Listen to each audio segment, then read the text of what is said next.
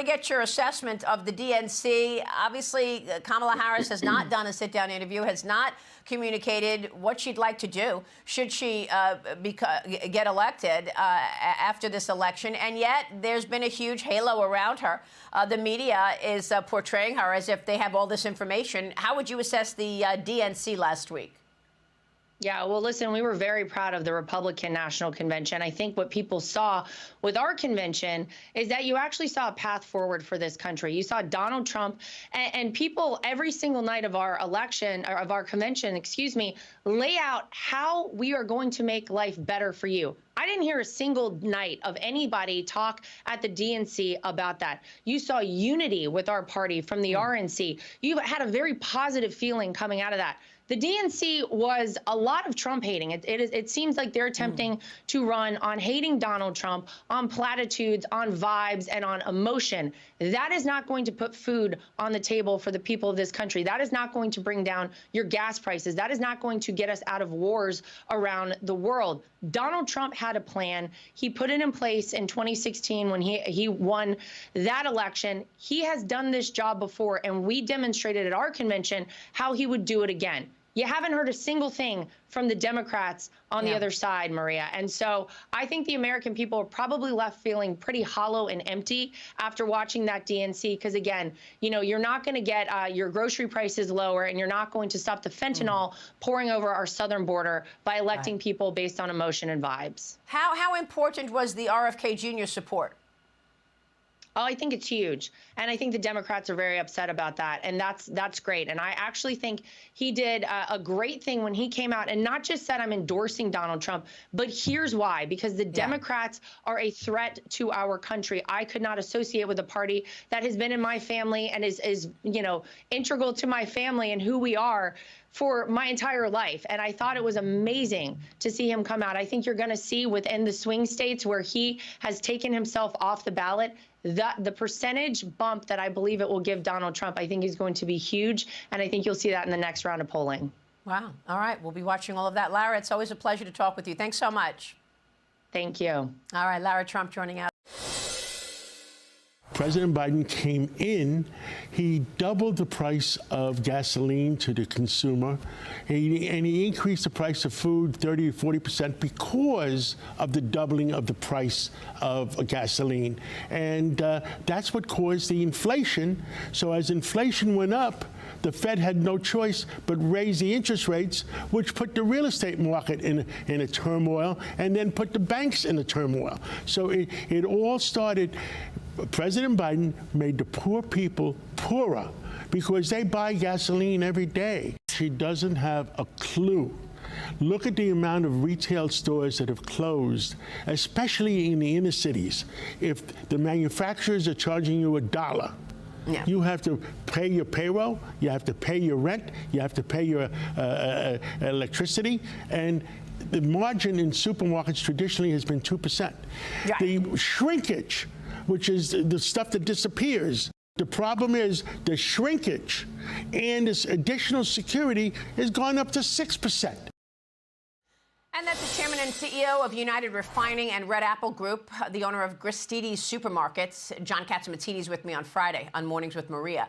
With pushback on Kamala Harris's claims that the inflation crisis on her watch is the result of corporate price gouging. Joining me now with more on President Trump's agenda and what he heard from constituents this past week in Chicago is Florida Congressman Byron Donalds, a member of the Oversight and Financial Services Committee. Congressman, good to see you. Thank you so much for being here. How would you assess the state of the race today? It's a close race, but I think that Donald Trump is greatly positioned to win. Let me give you a couple of reasons. Number one, Kamala Harris hasn't discussed anything of substance to this point. So when she starts going through substance, through policy, like her economic policy, people start to understand that it's not going to bode well for her. Number two, Donald Trump has never pulled this well. In 2016 or in 2020, she's running way behind Hillary Clinton and way behind Joe Biden at the two similar times in those two presidential races. And then number three, Kamala Harris cannot run from Joe Biden. I know she's trying to run as a prosecutor, but her current title is Vice President of the United States, and she was riding shotgun with Joe Biden, creating one of the worst economies for working families and middle-class families in the history of our country, while leaving our southern border wide open to more than 10 million illegal immigrants. Well, I believe that Donald Trump is well positioned to win this race. Well, we also haven't heard a peep out of her on foreign policy. And of course, the world moves on. This morning, God bless you, sir. This morning, we've got news that Israel has sent 100 jet fighters to hit Lebanon in a preemptive strike. They were expecting a strike from Hezbollah. Who is running the country while Kamala Harris is out campaigning and Joe Biden has tried to get Netanyahu to back down against these terrorists? To be quite frank with you, Maria, I have no idea. During the DNC, I mean, they put Joe Biden on at midnight on a Monday, and he gave his speech, then they sent him to California on vacation. Kamala Harris has been running around the country campaigning. I'm not quite sure who's running the place. Maybe Susan Rice is still in charge for all we know. I have no idea. But it's not good because it doesn't appear to be leadership in our country right now. It raises the issue of who's been running the country these past 4 years and who is expecting to do so in the next 4 years. Michelle Obama, when she spoke at the convention this week, basically said, look, she could be a weak candidate, but it's okay because we're going to help her. I mean, that's what I heard. Watch this. They are not perfect. And like all of us, they will make mistakes. But luckily, y'all, this is not just on them. No, this is up to us, all of us, to be the solution that we seek. You know, it got me thinking, Congressman, to what President Obama told us on his way out in 2020. Take a listen. People would ask me, knowing what you know now, do you wish like you had a third term? And I used to say, you know what, if I could make an arrangement where I had a stand-in, a front man or front woman, and they had an earpiece in, and I was just in my basement in my sweats looking through the stuff, and then I could sort of deliver the lines, but somebody else was doing all the talking and ceremony. I'd be fine with that. Okay. Congressman, he's fine with that. Is that the plan? It very well might be. Even if you look at the Biden-Harris administration, a lot of the staff are Obama holdovers from the Obama-Biden administration. Now you're looking at Kamala Harris. The rumors are already circulating that she's looking at people to hold over from the current administration now. They have an agenda, and I think it was said well on CNN a couple of days ago. The Democrats have been in charge of the country for 12 of the last 16 years. And in the only time period in them 16 years that have actually worked for the American people is when Donald Trump was president of the United States. That's when our economy was flourishing. That's when every demographic group was getting ahead. Every economic group was getting ahead. And that's when we had no new conflicts and no new wars. It was under Donald Trump. Whether it's Obama, Joe Biden, or Kamala Harris, poor people and working families have fallen behind. Do you think they get that now after 4 years under Joe Biden? Do you think these swing state groups, blacks, Hispanics, those people who Donald Trump needs in his corner, do they understand that better today? I believe so, but it's also incumbent on the campaign and everybody who's supporting President Trump, myself included, to make sure that message is clear. Look at Kamala Harris's policies. If she ever decides to tell you, the policies that have already come out are disastrous for an economy. And to be blunt, Maria, it's not going to hurt the rich guy. The rich guy is going to find a way to survive. Who's going to suffer are working families, seniors on fixed incomes. They are going to suffer while the Democrats just want you to feel the vibes. Yeah. Well, I'll tell you, you're not going to be able to use all that joy to buy dinner. So we'll see how that plays out in the coming weeks, 70-plus days away from Election Day. Congressman, it is good to see you. Thanks so much for being here this morning. I'm Steve Doocy. I'm Brian Kilmeade. And I'm Ainsley Earhart. And click here to subscribe to the Fox News YouTube page to catch our hottest interviews and most compelling analysis. You were there for the big moment. Talk to us about how you think it will affect the race in Arizona. Well, how historic was that? To be there was a special treat, and it was the energy in that room was just incredible. And this just shows you how welcoming our movement is. America First, the MAGA movement, whatever you want to call it, we welcome everybody. This is not called the Republican First movement. It's called the America First movement. And so when he decided to step out and jump in and endorse President Trump, he is welcomed with open arms. This movement is about bringing back safe streets, bringing back national security that keeps our cities and towns and our country safe. It's about quality education for our kids. And, you know, he added a couple of things that I thought were important. It's about making America healthy again, making our children safe again. And so I think it's a perfect addition to our movement, and we welcome him. And we also welcome disaffected Democrats who are looking at what happened at that convention and seeing a coup. This is a woman in Kamala Harris who's never earned a single vote. I want to get to that part. I do want to get to that part. But there is a little bit of a strange bedfellows moment here, though, right? Kennedy, who is most famous for his criticisms of vaccines, while the former President Trump can point to Operation Warp Speed as maybe his administration's greatest accomplishment in the battle against COVID. Are you at all concerned about the cost Republicans may have to pay in maintaining this new alliance? No, and I think Warp Speed was much bigger and broader than what you just described. It was about getting the federal government quickly moving, which is, you got to give it to President Trump. He did get the federal government moving quickly in a situation where the states were demanding a lot of things. They needed ventilators, they needed all kinds of things, and it was about getting all that moving. And, you know, we're a party that is open to people who don't agree with us 100% of the time. My goodness, you know, I think that Republicans agree on 95% of everything. They really do. And then we find ourselves bickering over 5%. And then when you expand that out, Chris, over the rest of the country, I even believe when it comes to, you know, independents and most Democrats, we as a country believe in about 85%. We have the same, we agree on. And we are finding ourselves arguing over the things we don't agree on. So there's plenty of people in our movement who are skeptical of the vaccine, the COVID vaccine, and there's plenty who took it. So does it matter? That's not how we decide whether you are going to be part of the America First movement or not.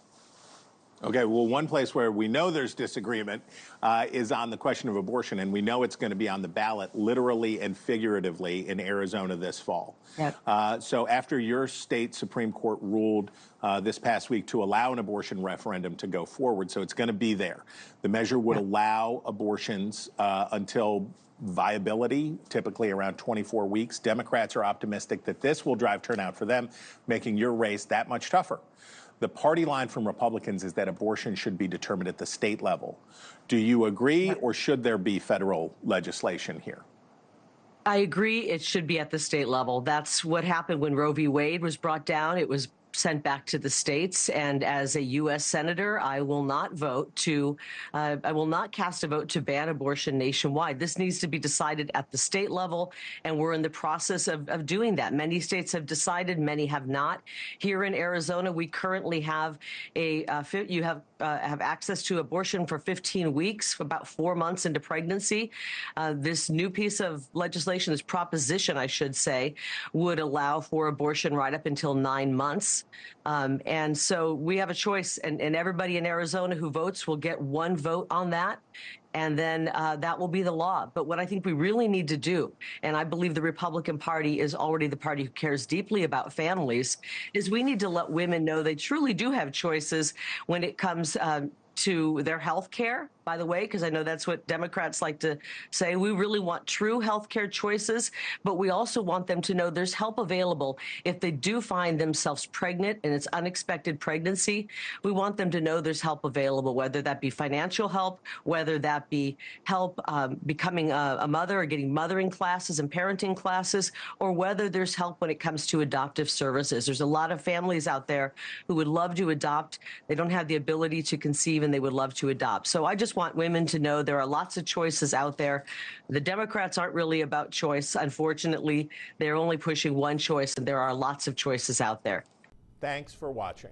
Go to joinnn.com to find News Nation on your television provider. And don't forget to click the red subscribe button below to get more of News Nation's fact-driven, unbiased coverage. I think we just witnessed something historic there.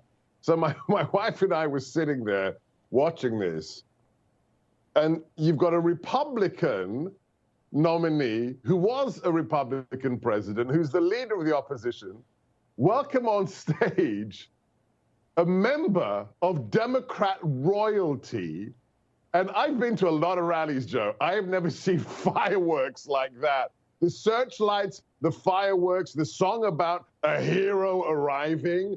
And we welcome this man, RFK Jr., into our family. This is what the Democrats say they do, but don't. I mean, that blistering press conference today from RFK, where he told the world what the Democrats did to him with dirty tricks, with lawfare, blocking him out, making it impossible for him to run as a Democrat against the Democrats. And he says, okay, you guys are scum. You have nothing to do with my uncle. You have nothing to do with my father. I'm going to leave this scumbag party. I'm going to leave the run as an independent, and I'm going to back and endorse the Republican President Trump. And we let him in with open arms. Did you hear they were shouting, Bobby, Bobby, Bobby at a Trump MAGA rally? If this doesn't have the left running for mama and their binky tonight, nothing will, my friend. Well, look, I mean, this goes back to what I always thought was the sandbagging of Bobby Kennedy. Going back to when all of a sudden there were these leaked reports that Bobby Kennedy was trying to engage in some grotesque quid pro quo. There goes that word again being thrown around by the folks in mainstream media, because I believe they saw this was coming. And they have no one to blame but themselves. Again, you make the point. This is a man whose family name has been etched into the actual fiber of the Democratic Party, basically run out of town. But he wasn't the only one. They ran Cornel West basically out of the party. They made it impossible for anyone to run. Dean Phillips, perhaps the only Democrat with any sense and a spine to simply say Joe Biden is not up for the job. And so now all the voting was done. Here comes the plan. They shove Kamala Harris through in the dead of night, not a policy on the website to be found. They're trying to etch-a-sketch away basically 20 years of her record in American politics. And here is this union. Again, the horseshoe becoming closed here on the center right to say, if you don't want America to descend into the type of communist blather that we have been pushing against for so long, now is the time to get behind President Trump. Not for him, not for Bobby Kennedy, but for this republic, a constitutional republic that we are trying to preserve. Yeah, I'm going to use that etch-a-sketch. I love that. You're betraying your age there with that description there. Look, this is amazing. Why? Because look, there you go. That imagery. Just look at that. Yeah. That's a Kennedy being welcomed at a Republican convention by the leader of the opposition. I don't want to, paint the devil on the wall. I don't want to tempt fate. The president is a very superstitious man. I know this. I spoke to him recently. But this individual, RFK Jr., could be the Ross Perot to Kamala Harris. Ross Perot, God bless him, a patriot, but he killed the Republican ticket when he came in, and that's how we got Bubba. That's how we got Bill Clinton. This man could be the Ross Perot to Kamala Harris. And let's just be very clear about this. Let's take party politics out of it. What did we witness tonight? We witnessed the fact that our side, the good guys, we are open to any patriot, irrespective of what stripe they are, where they come from, their skin color, what party they were a part of. If you love America, look, I have a lot of disagreements with JFK, with RFK Jr. But there's one thing that's clear. He's a patriot. He loves this country, and he wants to serve this country.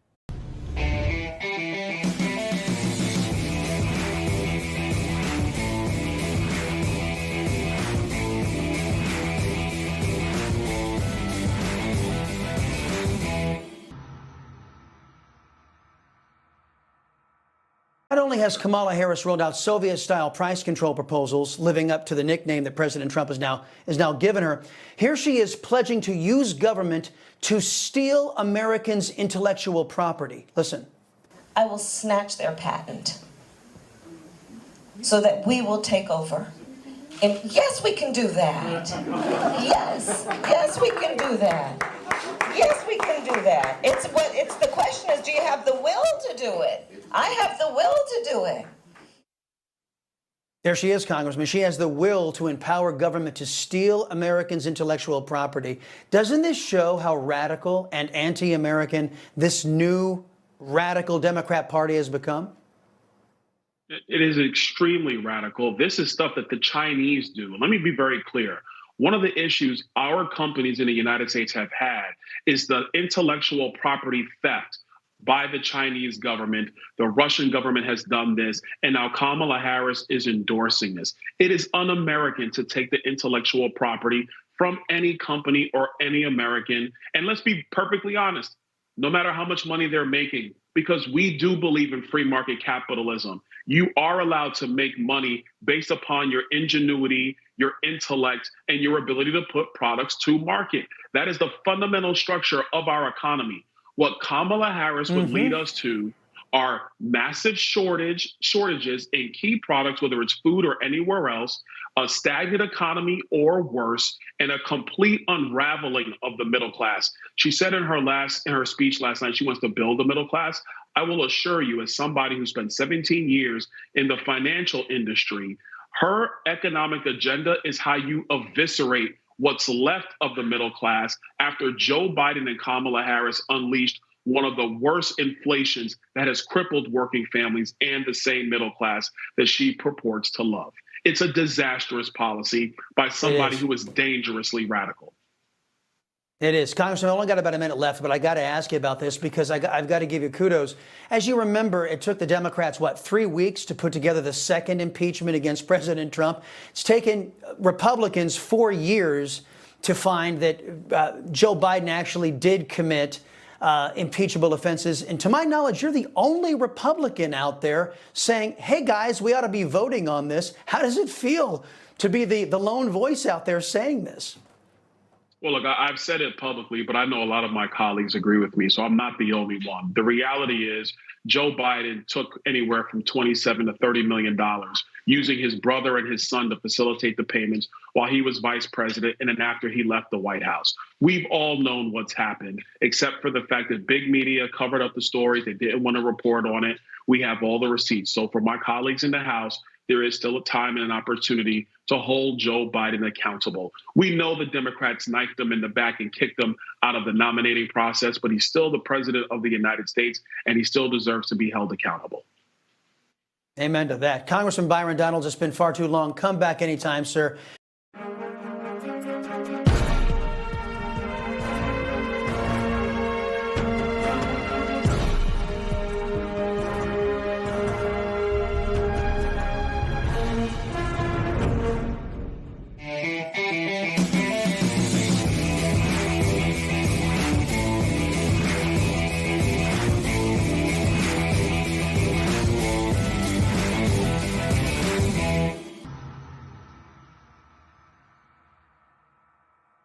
With just 71 days until the election, President Trump and Vice President Harris are ramping up battleground state campaign efforts this week after RFK Jr. officially suspends his campaign and throws his support behind Trump.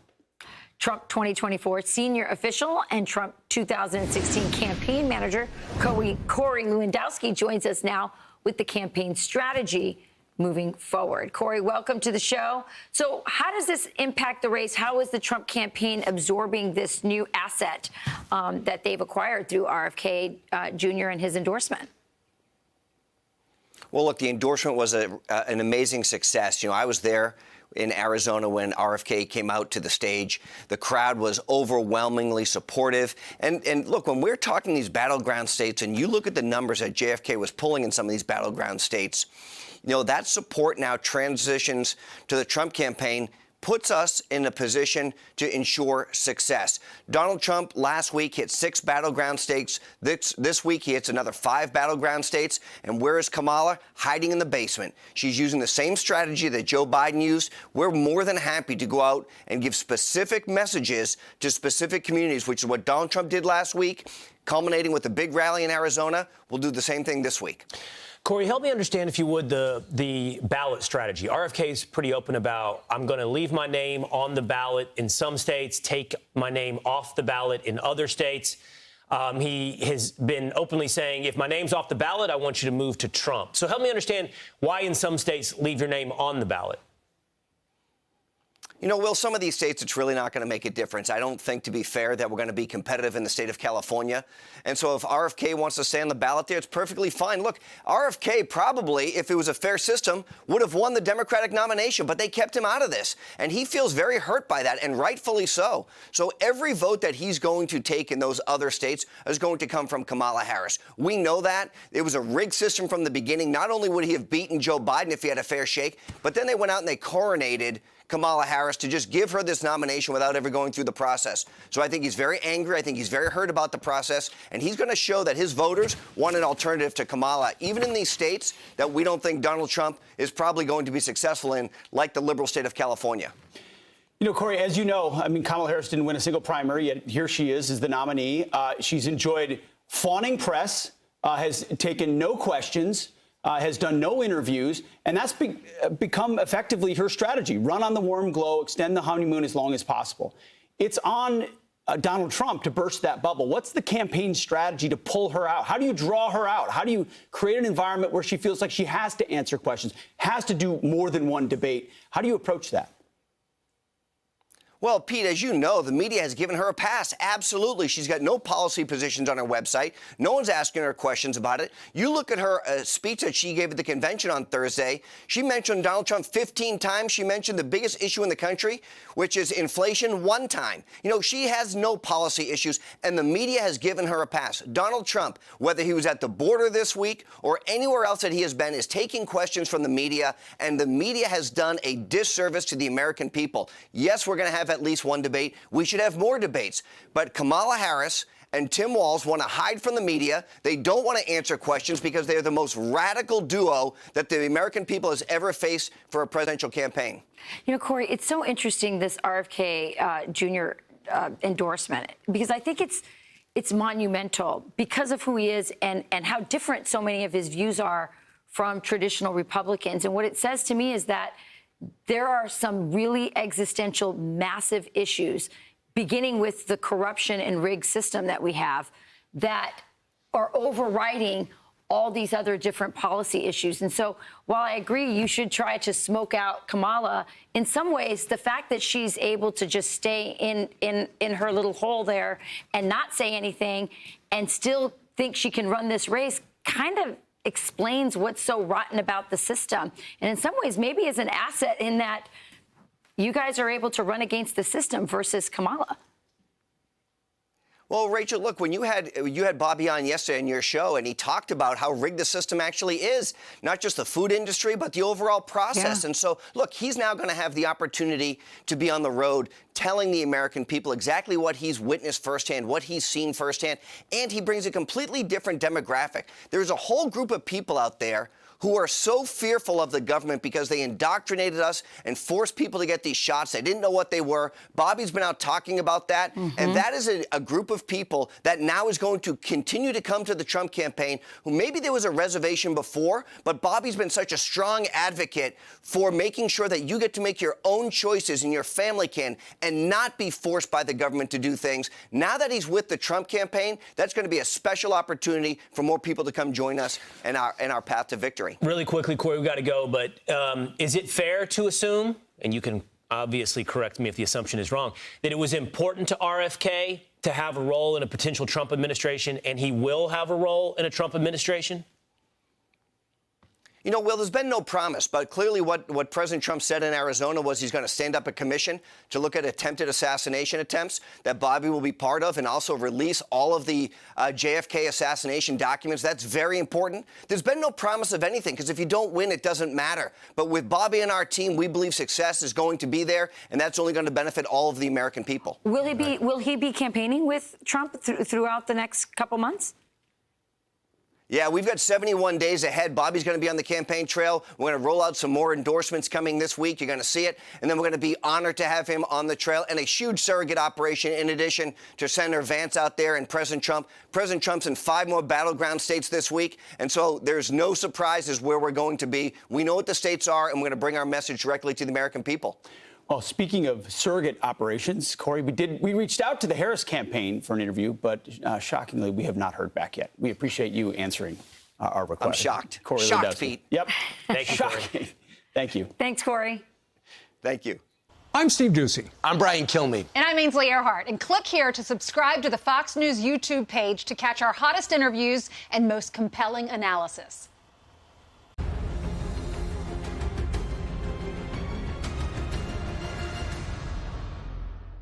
I will establish a new independent presidential commission on assassination attempts.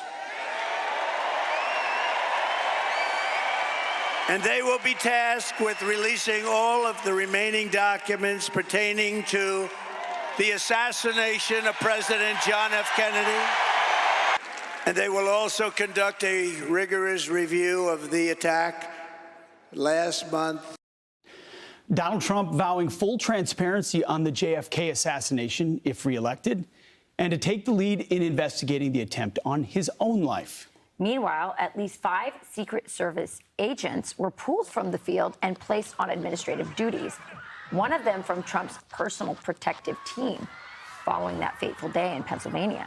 Florida Congressman Michael Waltz is on the committee investigating the Trump assassination attempt, and he joins us now. Congressman, great to have you on the show. We had a Secret Service, we had a former Secret Service agent on the show a little bit earlier. He was very animated. This is all too little too late. Do you think this investigation or this proposal by Trump would help us towards finding, not just accountability, but the truth on his attempted assassination and others? Well, we'll take a step back for a moment, and I applaud the president for doing this because he and himself personally, his first administration, and then how he's conducting himself in this campaign is all about transparency. And after years of Russiagate, after the nation watching the Department of Justice be weaponized against political opponents, President Trump is trying to bring whatever transparency he can onto the federal government and restore people's trust in the intelligence community, in the Justice Department, and across their government. And so much trust has been lost, down to the point where I sat there and he promised the 13 Gold Star families from Abbey Gate, when he gets back into office, all the tapes, all the videos, all the emails, everything will be released so that they can have full visibility on what happened. So going back 60 years to the JFK assassination, why are there still nearly 5,000 heavily redacted or partially redacted documents? President Trump released a number of them while he was in office, but come on, 60 years later, you're going to argue that there's still some type of classified material from 60 years ago that needs to be protected.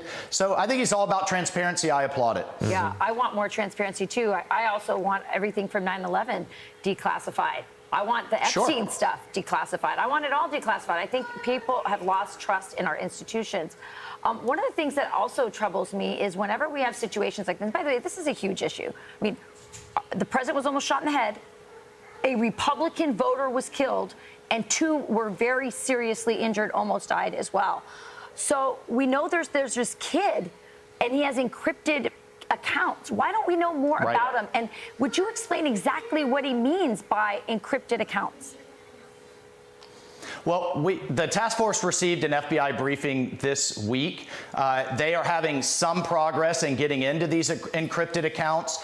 Why? You know, so for example, if you have, say, Signal or WhatsApp, these popular apps, they're based in the United States, and law enforcement can go through a fairly efficient process through the courts to get subpoenas and to get access with probable cause. But if they're deliberately based overseas, everyone knows, whether they're foreign intelligence agencies or terrorist groups, that it is much more difficult for us to access. So why did this 19-year-old healthcare aide have accounts based in 3 different countries, in Germany and Belgium and in New Zealand? That makes no sense to me. It makes no sense to me how he learned how to construct multiple IEDs with a remote detonator that was on his body without any flags and without anyone noticing. So the other thing that bothers me, Rachel, is that in multiple briefings, the FBI has been very quick to say we think he acted alone. Yet he had all of this other activity, and then in the same breath, they say we still don't know motive. And you overlay that with ongoing Iranian plots, an indictment for which was just unveiled just in the last few weeks, where a Pakistani-born operative with ties to Iran was putting down payments on hitmen in addition to recruiting spotters and recruiting protesters, a sophisticated plot. So, look, we have so much to uncover here, and my frustration is the FBI and the Secret Service are moving at a snail's pace. They're acting like this is a one-time incident that we can take our time to really unpack. No, these plots are happening right now as we speak. We have a foreign enemy trying to kill our former president. We need to be releasing information as we get it, and they need to move a lot faster, in my view. Man, that's the kind of information we need to be hearing and understanding and processing. Otherwise, as I mentioned, 60 years from now, we're going to be studying this because they covered it up in real time, just like we are doing now with what happened to JFK. Congressman Michael Waltz, thanks for doing everything you can to try to get us info. We need it. I'm Steve Doocy. I'm Brian Kilmeade. And I'm Ainsley Earhart. And click here to subscribe to the Fox News YouTube page to catch our hottest interviews and most compelling analysis. Critics say Kamala Harris's acceptance speech was big on vibes, basically a joyride, a motivational speech, no policy details. Nothing really of substance and details, mostly blaming Trump when she's been in the White House for 4 years. Nothing on what she will do to fix the problems that blew up on her and Biden's watch that they intensified and created. Let's welcome to the show from Senate Homeland Security and Senate Budget, Senator Ron Johnson joins us. Senator, what did you think of the speech? Elizabeth, well, I didn't watch it live. I've listened to segments, but it was pretty much like the entire DNC convention and their campaign. Their game plan is pretty obvious. They're going to try and pull the wool over the American people's eyes. They're going to lie. They're going to gaslight. They're going to pretend that the last 3.5 years simply didn't exist. They're going to pretend that they didn't want and cause the open border. They're going to pretend that they didn't pass this massive deficit spending, which sparked 40-year high inflation. They're going to pretend that they're not the reason why gas prices are higher than they should be, contributing to inflation. They're going to pretend that they haven't weakened America, which has emboldened our enemies and inflamed the world. So they're going to pretend all this. And unfortunately, they can rely on the legacy corporate media not to hold them accountable, not provide scrutiny, and pretty well cover up for them. You know, let's listen to the voter reaction in the media here. Let's get your reaction to this. She wasn't clear enough on the policies. I still don't feel like she's ready. She should wait. I don't want to, per se, vote for someone that is a backup. But again, we didn't hear a whole lot about how she would be different from a Biden administration. The current pilot of the plane is Kamala Harris.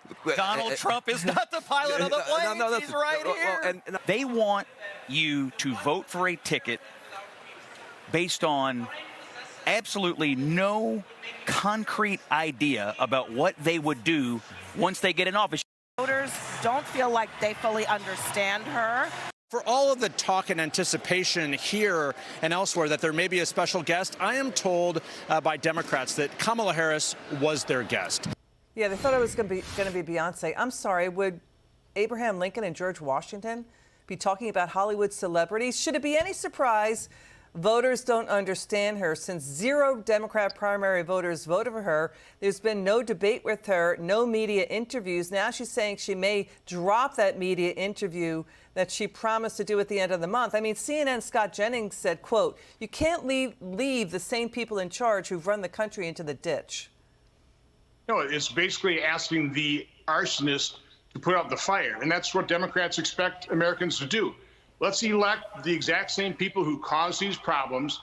Let's listen to their lies, their gaslighting. Let's listen to their assurance that, oh, now they're going to fix these problems. No, they're going to double down on the policies that caused this. It's extremely important that Americans understand what the Democrats, what the legacy media is trying to do to them. But Elizabeth, I have to comment on the big endorsement. I think not only is it good for the campaign, the fact that our RFK Jr. is endorsing President Trump, I think that's good for America. I've gotten to know Bobby Kennedy pretty well during COVID. First of all, he's a very good person. And he has championed children's health. He's championed, addressing chronic illness. I know President Trump is very concerned about it. He's the one who signed Right to Try. So that will be a very effective duo. And this is how you heal America. You have people that don't agree on everything, but agree on big issues, coming together, putting political differences aside, joining forces, and hopefully win the election. Senator Johnson, great insights there. Appreciate you. Thanks for joining us tonight. Have a great night.